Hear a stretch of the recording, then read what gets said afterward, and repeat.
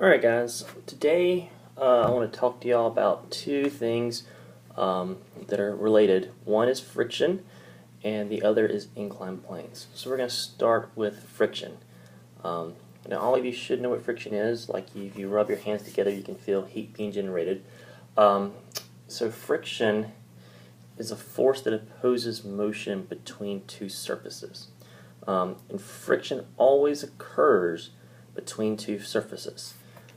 So the most simple version that I'm going to talk about is just a box that is sliding on a flat surface.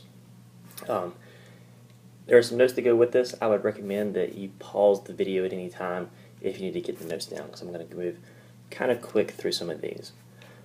So our first situation is if I have a flat surface and if I have a box on that surface. Now, what we talked about last week was that anytime we have an object sitting on a surface, is that we know it has gravity that goes straight down and there is a normal force that goes straight up. Now, if I were to pull on this box with, say, a rope or a string, and I'm going to pull it to the right like that with some force that has tension, unless there is some force over in this area to oppose that, then the box will slide this way. And if you can imagine like a really heavy block that you're sitting on a table and pulling, you know that it won't slide very easily. So friction, if our direction of motion is this way, or that's the direction of our pull, we'll just say it's not moving, that's the direction of our pull, friction will act against our tension in the opposite direction. Now, we always call friction a little f, always put a little curly Q on it to differentiate it from other forces. And this friction is a result of the two surfaces down here interacting with each other. Now, a couple things to know about friction. One is what we call resistive force.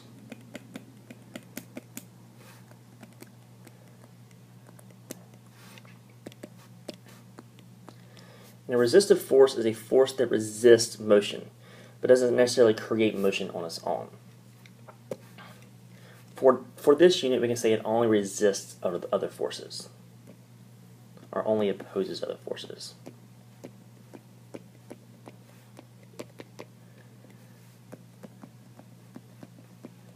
So, in our situation we had a second ago, this friction here just opposes this tension.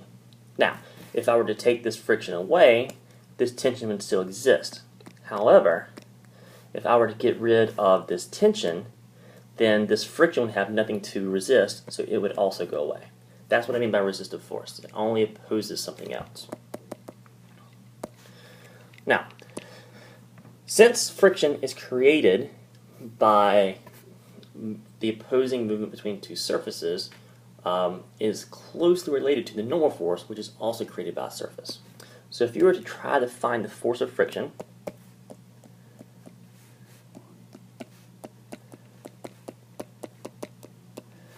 it is equal to the normal force times a coefficient called mu.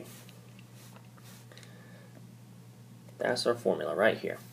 So this is friction. This is our normal force.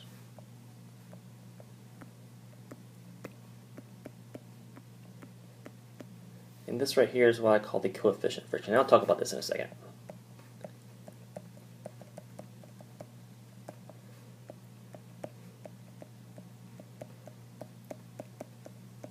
Alright, so you can get this right here down in your notes. Normal force has units of newtons. Friction has units of newtons. And this coefficient here has no unit. It is only a number. So let's go talk about that more. So the coefficient of friction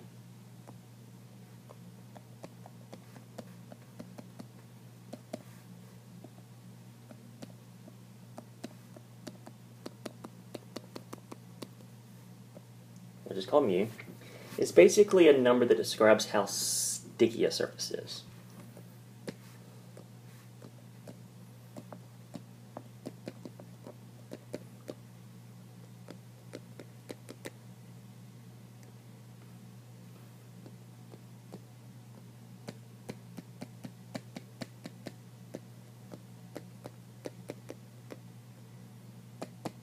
Or you can say it describes how smooth the surface is. So if you have a surface that's really smooth, like ice, it would have a low mu. When I mean a low mu is generally 0 to around like 0.25. That's pretty small. As a general rule, mu is always below 1, but it sometimes can be above. It's generally a decimal though. A substance that's not so sticky, say, or not so smooth, say like a tabletop or wood, would be medium mu, which would probably be about 0.25 to around 0.4. Those are just numbers you can kind of estimate. And then a rougher surface like asphalt, which like is something you wouldn't want to slide on, can have some like 0.4. Sometimes up around 0.8 or even more. So this is an idea of how to figure out, like, kind of get a gauge on rough ideas about what mu should be. So let's work a problem right quick. Let's say that, let's go back to our box from earlier. Let's say we have a flat surface.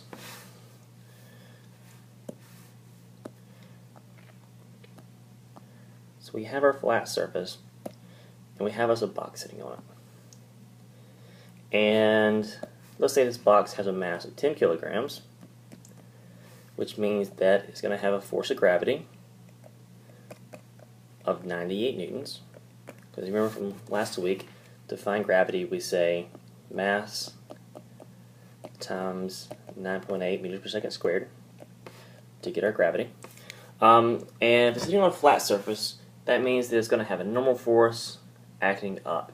And as long as there's no other forces up or down, the normal force here will also equal 98 newtons.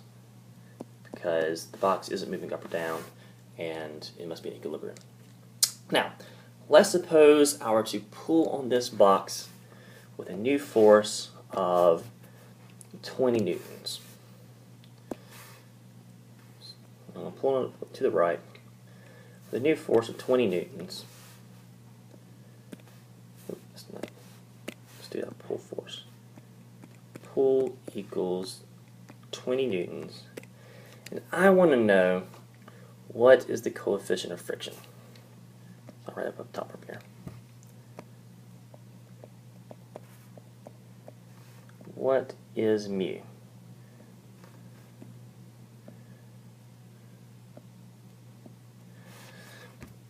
Just by the way, if you didn't catch this earlier, mu is a Greek symbol. It's pronounced mu, but we'll get that later. Now, we know in this case that there's a pull force going this way, which means that if the box didn't have any friction between itself and the surface, then it would slide to the right. But it's not. We're going to assume, we're not going to assume, I'll tell you, the box doesn't move. So if the box doesn't move, that means it's in equilibrium, which means I must have another force that is opposing my 20 Newton force going this way.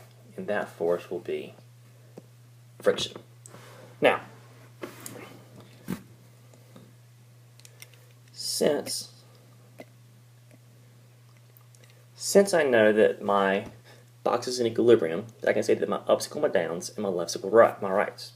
So my normal force equals my force of gravity, which we assumed earlier, and my friction force must also equal my pull force.